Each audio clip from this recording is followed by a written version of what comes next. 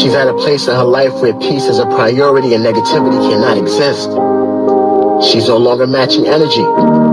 She's simply removing herself from any situation that doesn't vibrate her soul. So if you start moving funny, she's moving on.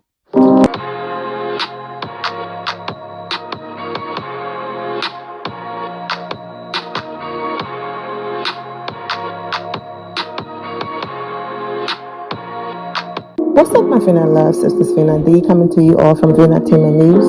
She's an icon, she's a legend, and she is the moment. Most of you are aware that Kenya Moore is on a new show called Special Forces. The show premiered on January 4th on Fox, as you can see from the flyer that's posted on the screen right now.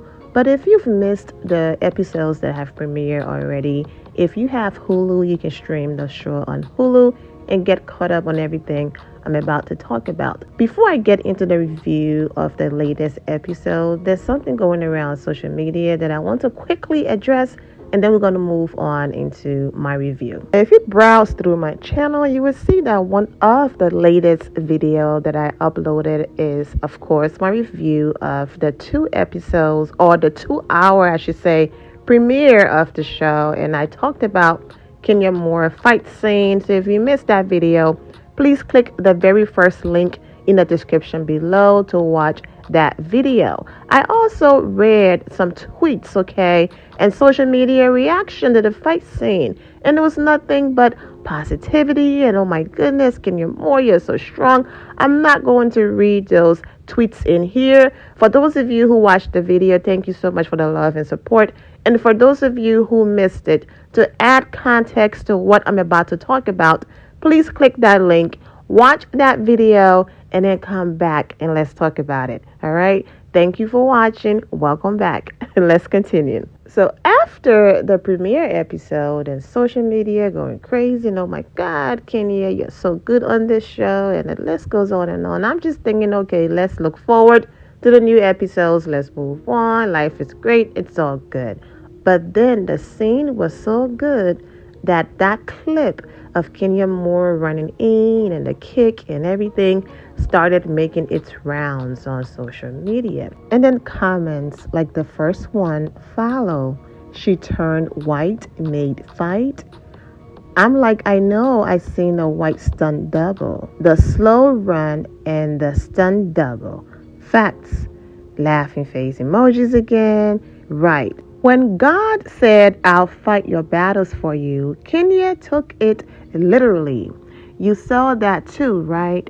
And then you have this response. That was another contestant. Just watch the show. Now, things got repetitive from this point on. So instead of me wasting 5 to 10 minutes reading these comments, even though some of them were hilarious, I'm just going to put it on the screen, and you can put me on pause and read the comments for yourself. Because even though you have people responding, hey, it's a show, she did not have a stunt double, they did a montage and all of this, there were still people not paying attention to the responses and, running with Kenya Moore had a stunt double. But in these people' defense, if you are not someone who rocks with Kenya Moore, follow her every move on social media, knows what she have going on in her life, and then someone reposted something without adding context, then of course you're going to run with the, I saw a white hand, I saw a white woman, that's a stunt double, because you have no clue what's going on. And as you can see on the screen, even after all of the corrections, there were still some people who chose to go with the stunt double narrative because they're not here for Kenya Moore. And it's all good. We're not going to focus on that. But there were other conversations that happened. You already know every time Kenya Moore's name is mentioned, they always have to bring this person up. So there were some comments like, oh, she didn't have the same energy for, the person that pulled her hair. Let's read the comments exactly as it's written, okay? This person wrote, but Portia dragged you. So the person responded and did. So the person responded, because Kenya was eating her up verbally. She pulled her ponytail. Drag is a reach. Sis, Portia can't fight. Pulling hair is not fighting. Portia didn't stump, kick, choke. She didn't even hit Kenya. Kenya had been a trained boxer for years. Kenya wasn't gonna risk losing her job, stomping Portia's face into the floor. She has a whole legacy and image to protect. She pulled her hair from the back, which is real. Come to Cleveland and try that. End up on a milk carton. Oh, jeez. Kenya always had hands, but she's the pretty girl. She was protecting her image. She didn't need to show this energy on the show because she made sure Portia got a mugshot to show her daughter. Hashtag Team Kenya, Team Twirl. Kenya is from Detroit. She can fight. She just don't necessarily want to. Trust. And lastly, this person responded to somebody else, right? The thing about it is, the difference is Kenya is smart as, and bad and strong as, Kenya knew she had more to lose had she dealt Portia what she should have dealt Portia. But instead, Kenya did the smart thing, and now Portia has a record. And a little minion following who swears she actually did something when all she did was pull Kenya's long, luxurious hair that she's so jealous of. LOL. And then people wonder why Portia Williams went on her own show and exhibited this behavior where her now husband had to hold her back from attempting to put her hands on her ex-fiancée mother. Who wants to be fighting at their grown age?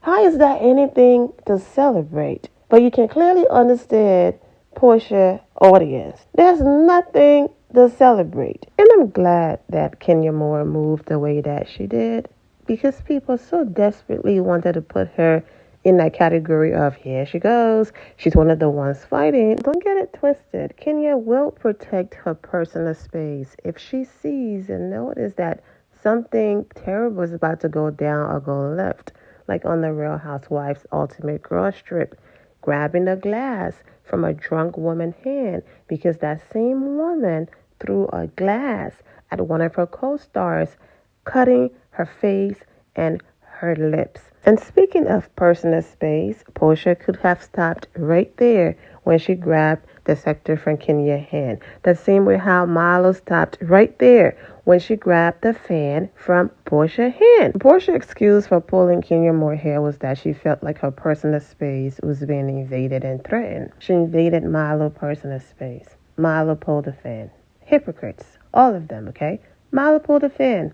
Milo is the one with all these mugshots that Portia, kept bringing up her last season, being there, how Milo scares her. But yet, Milo pulled the fan from her hand, and it stopped there. The whole personal space conversation, excuses, no longer works because who ran behind the building towards the danger and her former assistant to jump on her allegedly and fight her? Was Portia's personal space being invaded, or did she run towards the assistant? Exactly. Was Portia's personal space being invaded, and did she feel threatened when she was the one who walked up to Cynthia Bailey having a conversation, pointed her finger in Cynthia Bailey's face, and Cynthia Bailey returned the favor, and when she got aggressive, Cynthia kicked her and protected herself. Exactly. And of course, a situation that happened at Todd's birthday party. If you've been here for a while, go to the RHOA playlist on this channel. You know that story. And then get me started on what happened on her own show. I'm only listing all of these things that are old news to prove that there's nothing to celebrate when it comes to someone resulting to violence. And comments like these and people celebrating or elevating or praising such behavior is the reason why Portia felt enabled and thought that it was okay to do that on her own show. And then reality hit her that, the general public is not here for this behavior. And it got so bad that Portia stopped promoting her own show. So there's nothing to celebrate here. Shout out to those of you who went above and beyond. Leaving comments like, yeah, please. They are showing or panning to two different contestants at the same time when it showed a white woman. It's scary out here. And I know what this person meant. Like, my goodness, really? This generation is dangerously ignorant. Very sad. After all of that, you still had comments like, I saw that white woman on the little tussling part, but I ain't gonna say nothing. This person responded, you people just choose to live with ignorance. Those are two different captions shown simultaneously. And the person still responded, shut the bleep up, that's a stunt double. And then someone responded, go back to school before it's too late. And then someone responded, that's another contestant. Oh, okay. Never saw this. Thought it was a stunt double. And of course, more support. Not true. That was the other white girl. They switched it around a lot to show all of them. Kenya did great. This person then wrote, dangerous. It's very scary reading through these comments. And I think what this person meant, if you really look deeper into it and not just at the surface, it's the fact that you are now aware that it's a show with 16 contestants and that there were other people there. And Kenya Moore was a part of a montage. Even though the person that posted it did not give you context, you now have context, but you're still choosing to go with the narrative of the stunt double because people will choose popular opinion and being on a bandwagon than the truth. This is not towards a particular person, okay? These people, they're on the blog page. They're just leaving comments. I'm not coming for anybody, okay? I'm just speaking on what I noticed and the bigger picture and message. That you will know someone is wrong and something is wrong, but because it's not popular opinion, you will continue to deny the truth and go with the popular opinion and not stand in your truth or with the truth. So if you look at it from a bigger picture and standpoint, it is dangerous because this is what happens. People will laugh and take out the microphone and record, until something terrible happened. And it's like, oh my goodness, I wish I didn't jump on the bandwagon. I wish after a few seconds of laughter, when things got serious, I then took it serious. I wish I did not follow the crowd, but by that time it's too late. So even though this is a simple, whatever, Kenya's on the show, people are being silly in the comments, I can see where that person is coming from, calling it dangerous when people are faced with the truth and they're still choosing to believe in the lie because the lie fits their narrative. Now, I will say this. I did not intend for this part of the video to be this long, okay? As I said in the beginning, I was going to add my review in here. I even wrote it in the title, but now it's too long to do that. But I will briefly say the top issue on social media is that Kenya Moore is a star. And she's the star of the show. She's hopping on Instagram lives. She's doing interviews. She's live tweeting during the show. I heard this one like, yes, Brooklyn, you better tell him not to be mean to your mother. But yeah, she's talking about what Brooklyn said during the episode. She's doing all of these things for the show. And yet we are just seeing montage of Kenya Moore. Whenever it comes to her moment, it's never just, okay, let's give Kenya that moment like they did with Mel B and the other people. Kenya even tweeted about it. This person wrote, why whenever it's Kenya's time to perform, we don't get the whole scene, but her scenes are mixed with everybody else. We want to see more of Kenya. Hashtag Special Forces Fox. Kenya responded, yeah, that's a bit disappointing, especially the fight sequence. And that's the one we're talking about right now. Adding all of those people in there, you got people thinking our girl had a stunt double. And when I said Kenya is the star of the show, I'm not diminishing the other people. She's one of the stars of the show. And so she should be treated fairly. It's basically the point that I was making. When she was being nice to Jimmy Lynn Spears, they showed that moment. Have to be fair. But I also found it interesting that her other positive moments, they did not show it. They showed a brief, when he said you are a warrior and all of that. They showed 2 seconds of that. But then her saying, Mel B, like, we are all sleeping in one tent. And you think it's okay to be smoking and your secondhand smoke coming all in the tent? Like, girl, there were some people on social media not here for that moment because they were like, oh, please don't start this black woman versus black woman nonsense. Like the two of them can't get along and all of that. And I'm glad it didn't go far at all. Okay. Kenya was very polite. She wasn't the only one complaining about the secondhand smoke. Mel B had no business smoking anyways. They asked her, how did you get a cigarette in here? She was like, well, I was sneaking it in. So they didn't even know that she was smoking like that, that she had that. Let's start there. Of course, once she started smoking, the camera crew knew. She left the show. But people were just like, oh, okay, let us not even go there. I love the moment where the other contestants provided Kenya the reassurance that Mel B was already battling if she wanted to stay or go, and that Kenya wasn't the reason why she left, and to not feel bad. And when she talked to the group, she confirmed that. Kenya also tweeted about the other contestant that just had a terrible attitude. Kenya was like, good job. You overcame your fear. I wasn't scared. Girl, bye. It took you 150 years to do the challenge. You finally did it. Everyone is happy for you and cheering for you, but you're so caught up within your mind and that whole process of I'm not good enough. Nothing is ever good enough, that even when people are applauding you, uplifting you, and giving you praises, you can't just accept it because you feel like you're not good enough or worthy enough to accept it.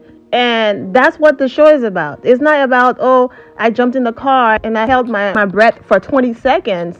No, it's about overcoming all of these different things. That will sit right there. People said, congratulations. People said you did it. People said you overcame your fear. Thank you, everybody. That's it. You cried and said you couldn't do it.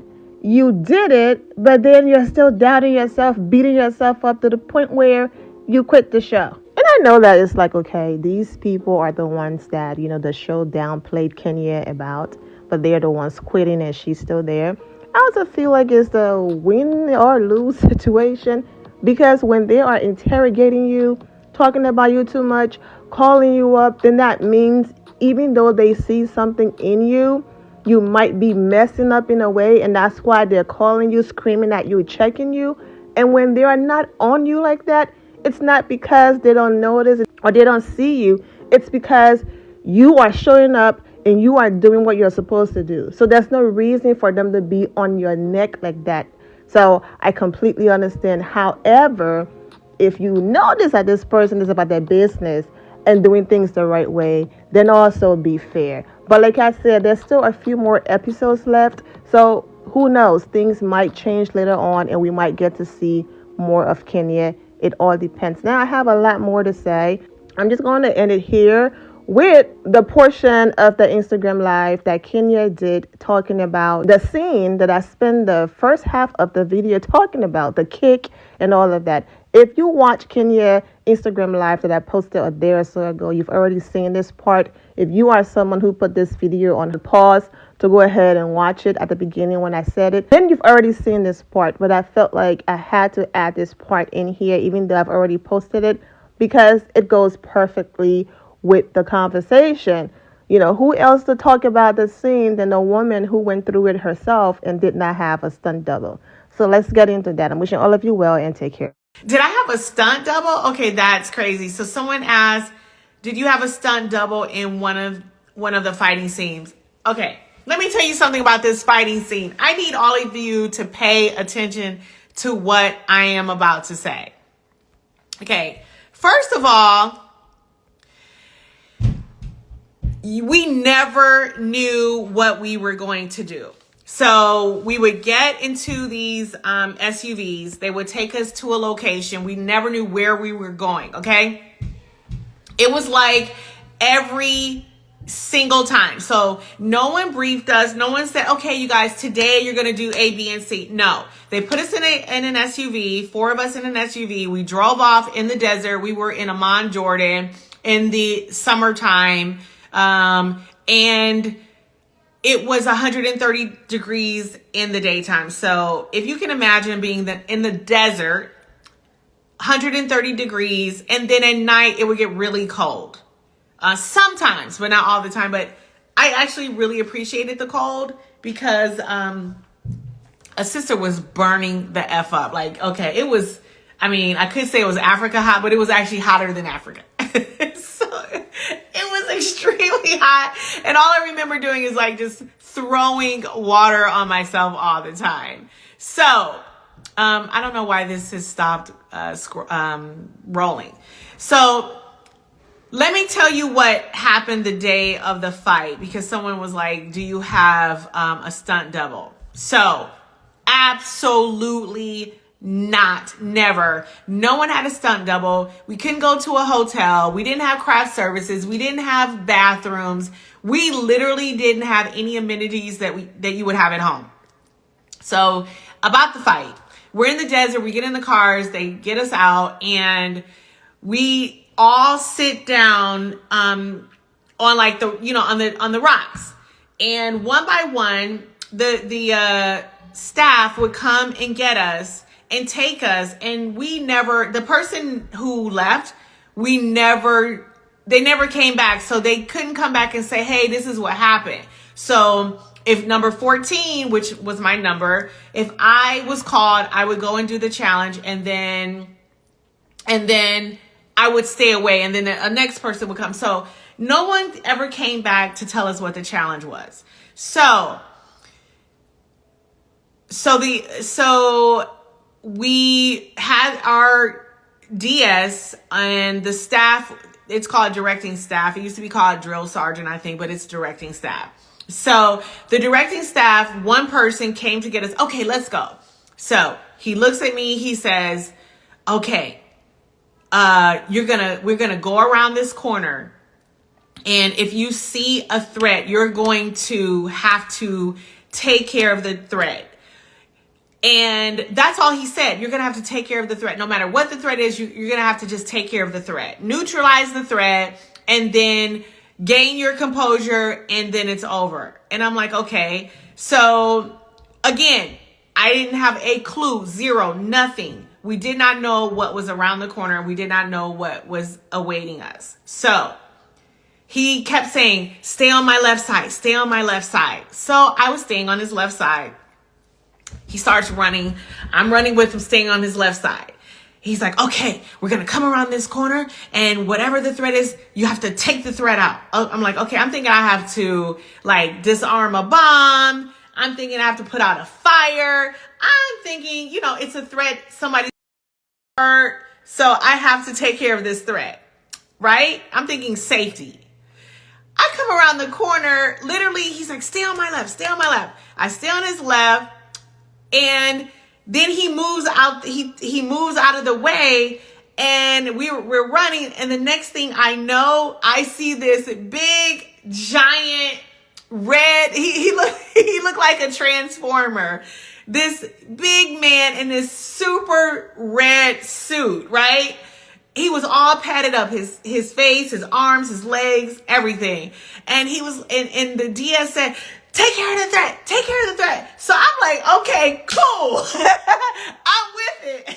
So I just charged at him, and the Detroit just came out of me like, you know, right away, like, you know, a knee to the kidney, punches to the face. I roundhouse kicked him. I was punching him in the balls. Like, I literally was fighting like, you know, like he stole something. Like, I don't know. I was just, first of all, I was just mad because I was hungry, because they were not feeding us. They were literally starving us. But the point is that I'm trying to make, we did not have any stunt doubles. We did not know what the hell we were doing. We were literally out there being trained the same way that they would train this elite special forces. It was a 10-day course. And most of these courses last about 4 years. And half of the people, more than half of the people who start the 4-year course, they never finish because they die. Unfortunately, that is the truth of it. So it is not like, this is a real reality show. It is called Special Forces World's Toughest Test, and it's on Fox today. I posted the entire Instagram live when she did it a few days ago, so I'm going to stop it there. Click the first link in the description below to watch the entire thing if you missed it. Like I said earlier, I'm wishing all of you well, and take care. My loves, thank you all for your love and support. If you're not subscribed to the channel, go ahead and subscribe to the channel. Go ahead and leave this video a thumbs up. Also turn on notifications so when I do post, you're aware that I posted, and I will see you all in the comment section. Remember to always have the God bless attitude, which is being positive at all times and seeing the good in every situation. Have a great day, guys. God bless.